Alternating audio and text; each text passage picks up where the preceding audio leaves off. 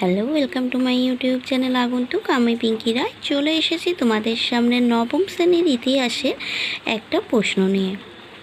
তার আগে বলে রাখি, যারা এখনও আমার চ্যানেলটি সাবস্ক্রাইব করোনি তারা ঝটপট আগন্তুক ইউটিউব চ্যানেলটি সাবস্ক্রাইব করো এবং পাশে থাকা বেল আইকনটি বাজিয়ে দিও, তাহলে নতুন নতুন ভিডিও দেওয়ার সঙ্গে সঙ্গে তোমাদের কাছে চলে যাবে। এবার ফিরে আসি আজকের প্রশ্নে। রক্তাক্ত রবিবার কী? 1905 খ্রিস্টাব্দের 9ই জানুয়ারি রবিবার রাশিয়ার সেন্ট পিটার্সবার্গে প্রায় 6000 শ্রমিক শান্তিপূর্ণ মিছিল করেন। শ্রমিকদের দাবি ছিল: 1.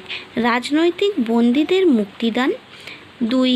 সংবিধান সভা আহ্বান, 3. শ্রমিকদের কাজের সময় 8 ঘন্টা নির্ধারণ।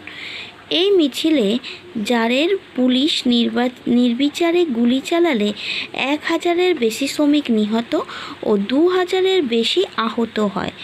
এই ঘটনা রক্তাক্ত রবিবার নামে পরিচিত।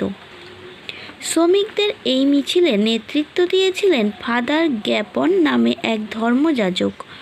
পরে জানা যায় যে তিনি পুলিশের জজ ছিলেন।